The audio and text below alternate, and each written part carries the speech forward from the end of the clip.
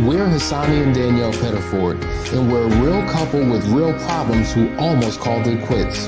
I was very frustrated. I became very disconnected, very jaded and cold. We have 4 children, going on 20 years of marriage, and we practice what we preach. Our mission, to change the way couples relate to one another and teach them the skills needed to improve the quality of their relationships. This is the Couples Academy Show. Good morning, everyone. Welcome to the Couples Academy Show. My name is Hassani. Good to have you all with us here this morning. Wherever you're tuning in from around the world, we want to know that you're here. We're in this communications series. We've been in it for the last 2 weeks, talking about the hardships, the pains, the struggles of how we do what we do when we're communicating with our spouse. And as you know, we've talked about how of the 5 things that couples struggle with the most: sex, in-laws, parenting, finances, and communication. And I truly believe that if we master the area of communication, it'll master every other area of your relationship. So we want to peel back these layers today and go deeper dive to give you a comprehensive how-to begin doing it right. But it all starts with mindset. You have to have the right mindset. You have to be in a position when you're ready to make a change. Some of us are just stuck in the way that we do things, not willing to change, not willing to budge. This is just who I am. This is just what I do. This is the way I communicate. You need to adapt. You need to deal with it. And that's a problem because it's just not working. And oftentimes we're married to things that have proven not to work in our favor. And so we've got to put ourselves in a position to divorce ourselves, right? To detach ourselves, to release certain things that do not serve us anymore. And so I don't care whether you're 19 or 91.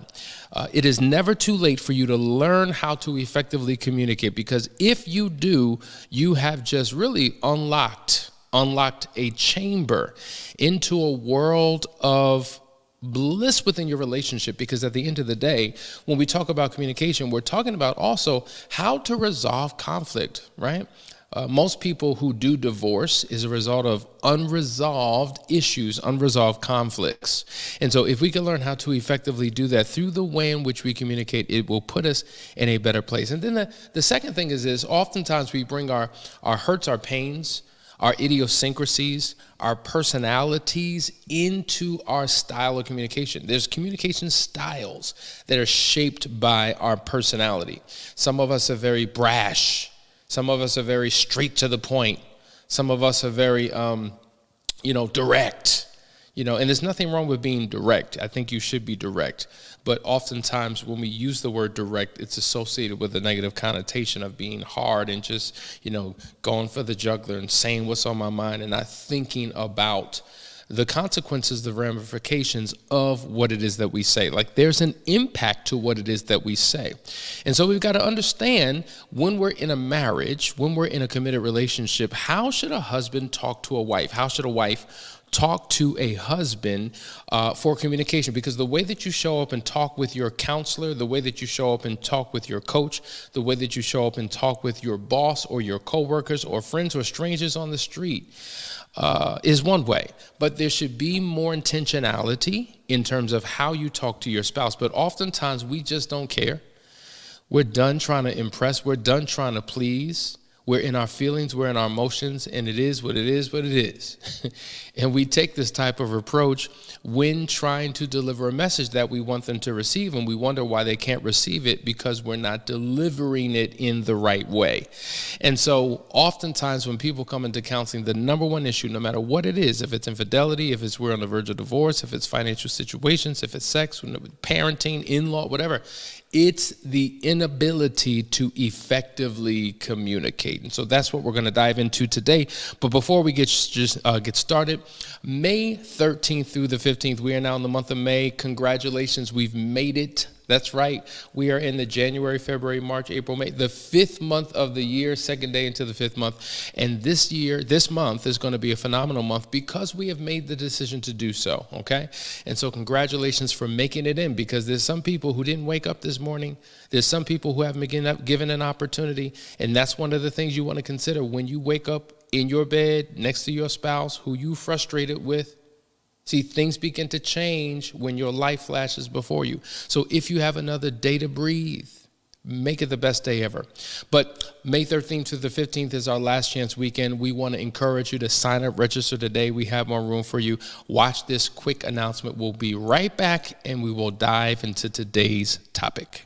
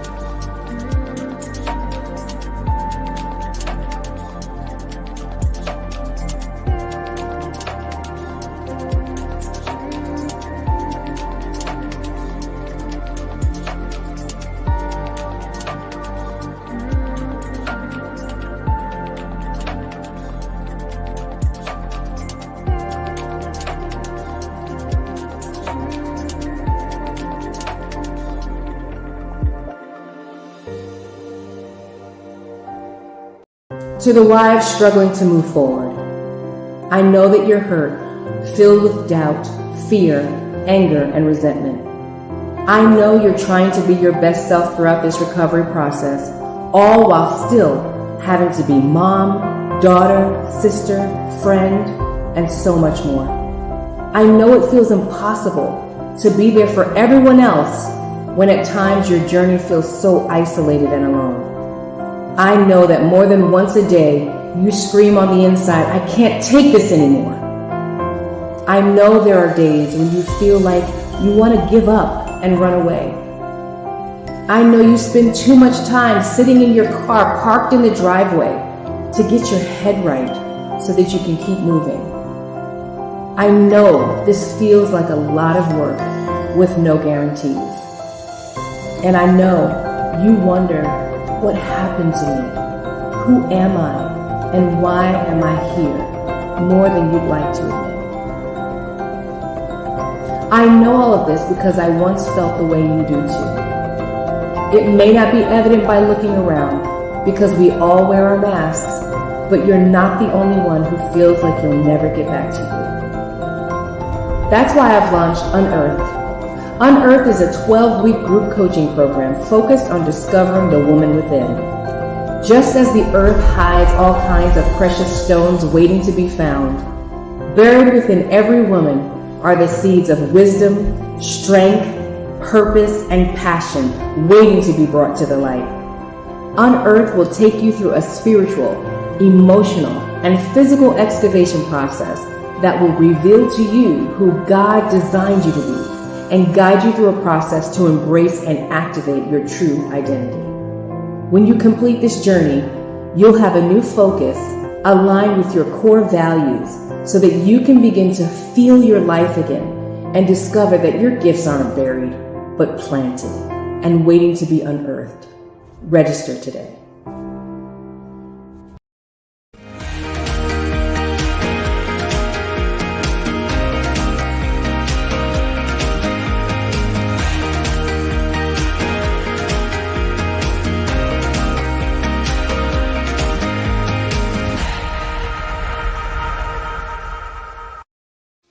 Good morning, everyone. Welcome back. You're watching the Couples Academy show. We're excited to have each and every one of you here with us here today. Questions are popping in already. We're going to be dealing with communication questions today. But listen, guys, we want to talk about what you need to do to get back on your path. But before we do, to all of my family on Instagram, Twitter, YouTube, Facebook, I'm not going to call your names out individually, but you know who you are. For all of those who are watching on the replay, we thank you for showing up. A scripture hit me that I want you to think about, because I think that if we could learn how to not only embrace it, but master this, it'll be a game changer in terms of how we communicate with our spouse. We find in Psalms, the 19th chapter, the 14th verse, it says, "Let the words of my mouth and the meditation of my heart be acceptable in thy sight, O Lord, my strength and my redeemer." What a powerful, powerful scripture. Let the words of my mouth, the words that I speak, and the meditation of my heart, the things that I think about, let it be acceptable. Is your conversation acceptable?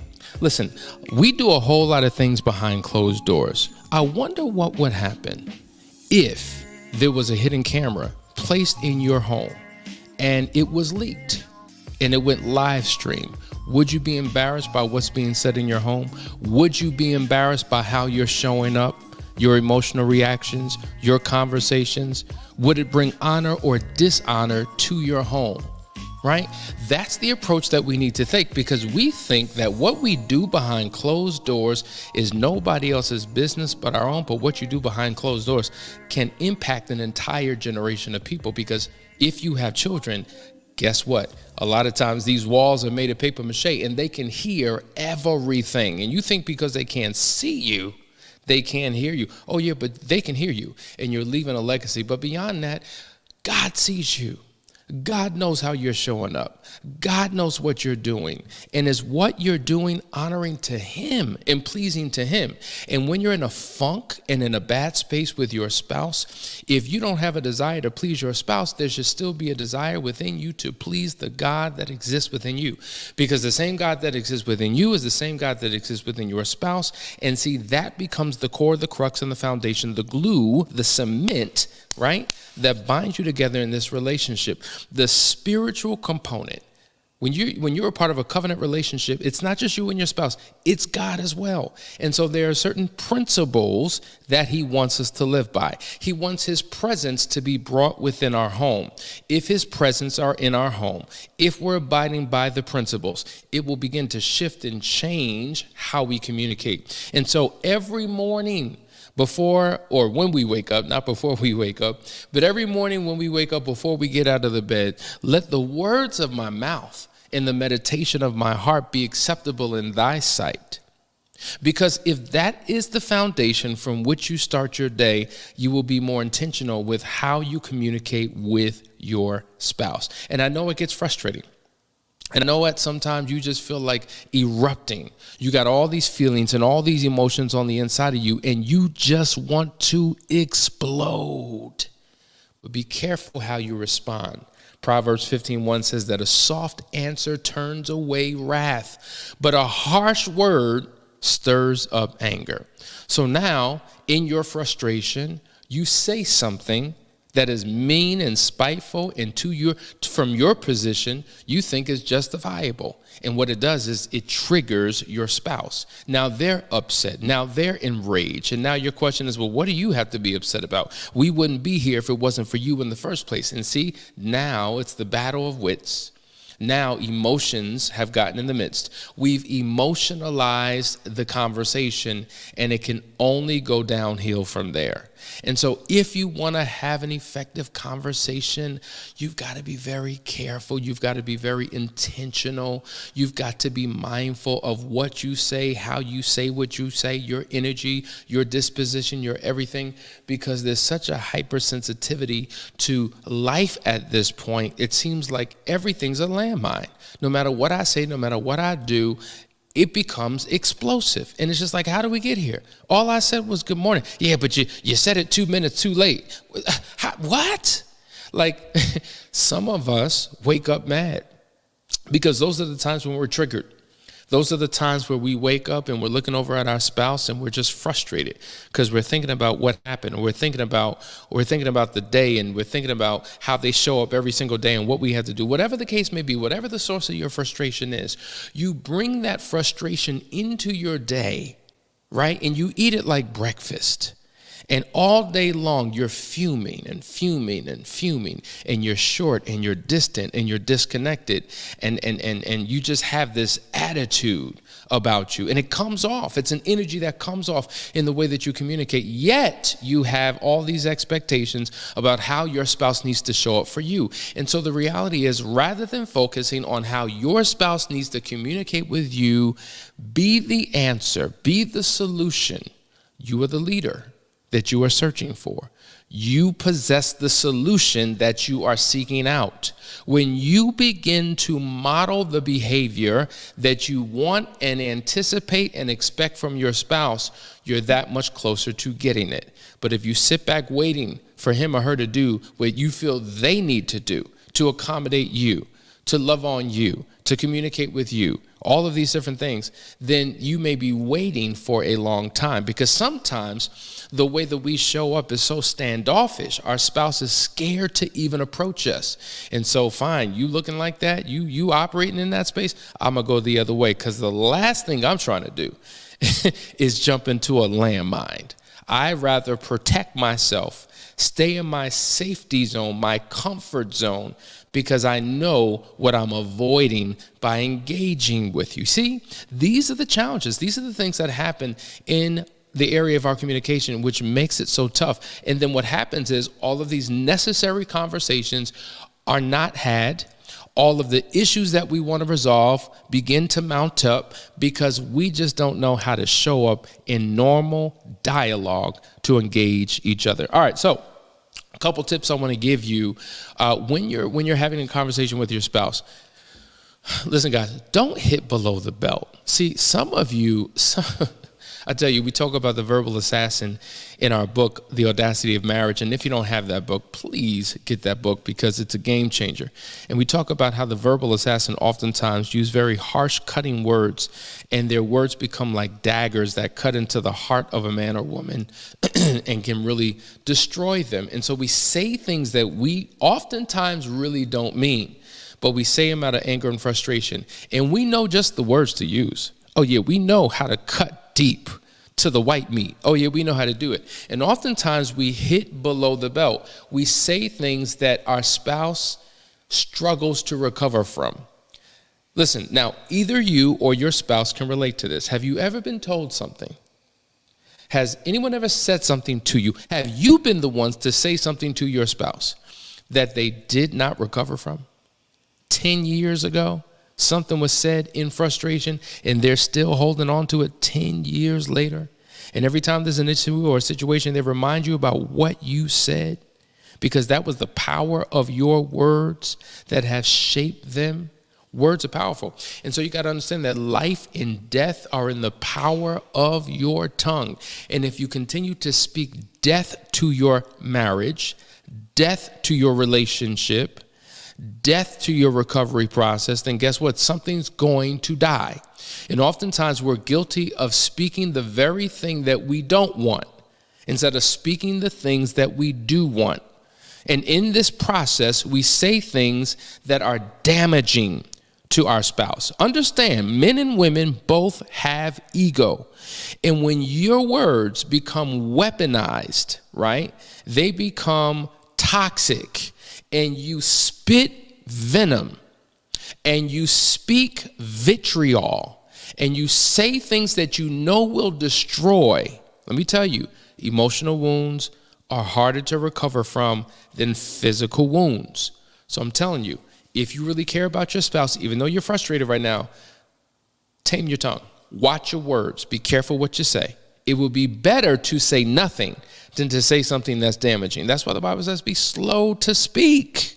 Slow to speak, because you got to be mindful about the words that you do speak. All right, the next thing is dial down the volume, because oftentimes when you're talking to your spouse, and the worst thing you could do is be cut off, because once you cut me off and start talking over me, now I got to raise my voice because I need to be heard and I need to be acknowledged and you need to know what's on my mind. And I don't care about see what happened? So now, because your volume is raised, I got to raise my volume, and then it becomes this scream fest. We don't realize that words are energy, and we're releasing negative vibrational forces into the atmosphere that have a profound effect. Think about it. Think about a plant. Like Danielle and I were doing our DIY during the springtime. We got our Weekend Warrior projects, and my daughter comes over to me as I'm digging holes and planting, trees and planting flowers and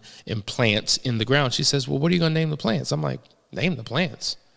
Why would I name plants? Because there's a science. Like, you got to name your plants and you got to talk to your plants, because when you talk to your plants, they feel love and they grow. But if you don't talk to your plants, or if you actually say the wrong things to your plants, then they can die. And I'm like, man, a plant has so much sophistication that they are impacted by our words. They're not even human beings with brains like we have and hearts like we have. So how much more encouraging, how much more life-giving, or how much more damaging can we be with our spouse when we use our words? So if you're screaming and yelling and you have all of this negative energy that you're releasing towards your partner, you have to understand 70% of a human being is water. Why am I bringing that up? Because in times past, we've talked about Dr. Emoto, I believe that was his name, who did a scientific experiment where he took water and what he did was he had bottles of water and he put labels on the water, and he had positive words and negative words, and then he froze the water. And what happened was the water crystallized. The words that had negative phrases on, or the bottles that had negative phrases, the structure of the frozen ice looked like a disease. It looked broken and tattered and torn. It was just horrible looking. But the bottles that had positive words on them, they crystallized into these beautiful formations. It was amazing. Now, these are words unspoken. But then other experiments were done where plants were talking to, rice, as an example, was spoken to, water was spoken to, because the foundation of plants and rice is still water, but water itself, they were spoken into, both positive and negative, and you saw the same impact, right? The rice began to corrode and turn brown. The rice that was spoken life into remained white. The plants that were spoken life into continued to flourish. The plants that were spoken negative to, they began to die. Same thing with water. So what I'm saying is, if we're 70% water, and water is impacted in a positive or negative way by words, what do you think that your words are doing inside of your spouse? See, it's not hitting them, bouncing off of them, and going somewhere else. Your words are going into your spouse. That's why we've got to be careful with what we say, because we don't realize the damage. See, we're spirit, soul, and body. And when you speak negative words, you're speaking into all aspects of who that person is. And that's why we got to be mindful. We're talking about communication, how a husband and a wife needs to communicate in a marriage to make the relationship work.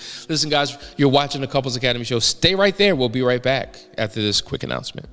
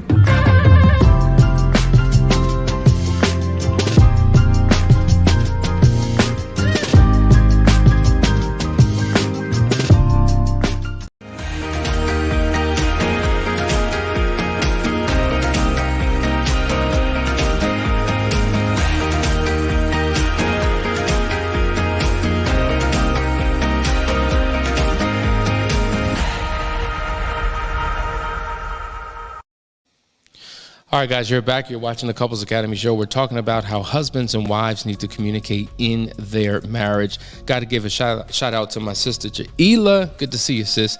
She, of course, she would say power of the tongue because she has spent an entire lifetime, an entire career traveling around the globe with a phenomenal performance where she impacts people in a phenomenal way using the power of her tongue. That's the name of her business, the name of her brand, the name of her show. And so it's good to see you here this morning. Gonzalez says, when communicating, be mindful of your approach and your tonality. Talk to each other and not talk at each other. Speak with life and love continually.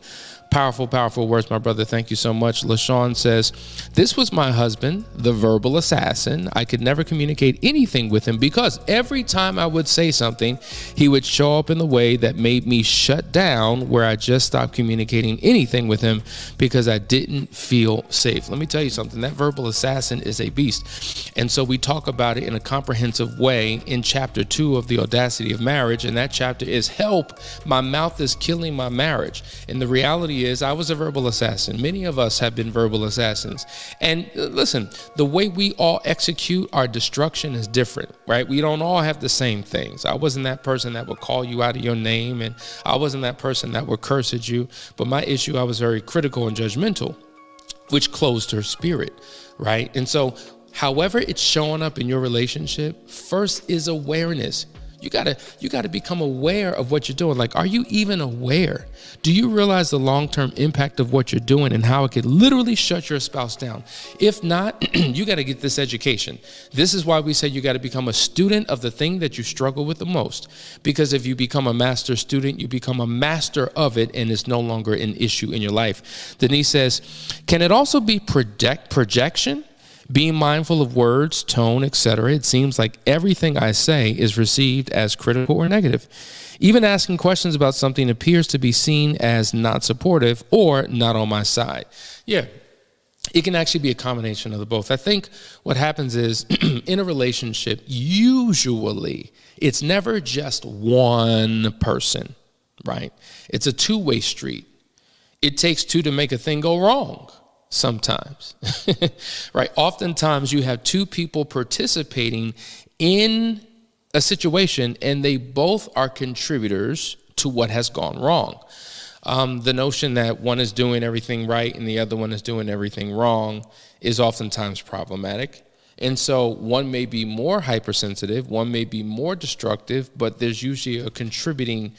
And so even the comment before, how my husband shuts me down because he's a verbal assassin, that may be true. And I'm sure it is true.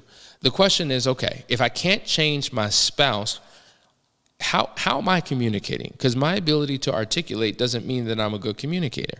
What are my weaknesses, faults, and flaws and struggles? Where do I not show up right? What can I do to begin to change the way I communicate? Because if I change the way I show up, it forces my spouse to respond differently to me because I'm different. So what worked in the past doesn't work anymore because I'm different. Now, different doesn't mean becoming worse. Different doesn't mean I'm not going to take this no more and you're not going to talk to me like that. And that's not what that means. That's not what that means. What that means is taking a journey to become the best communicator that you can be, and then establishing some internal rules for yourself, right? So for instance, let's just say you're dealing with a verbal assassin. You're dealing with a verbal assassin and they continue to attack you and you sit there and take it. Maybe an internal vow within yourself says, listen, I will no longer allow myself to be verbally beat up and beat down. I'm not going to sit here and just respond.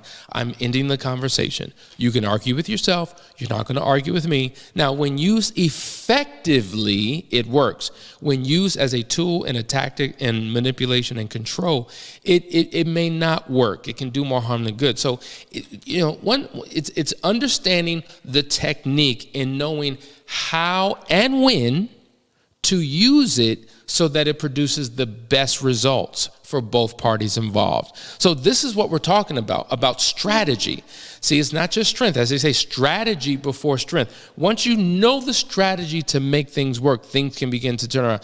Listen, guys, There's so much more to say. We're just scratching the surface. That's why I wanted to take my time with this. This will be the final week that we talk about communication. So there's so much more to unpack. So stay with us all week long as we do so. But until then, we love you. All those other questions that had nothing to do with communication today, I promise I will get to those. It just wasn't for this particular series. So love you guys. See you in the morning. Stay tuned. Till then.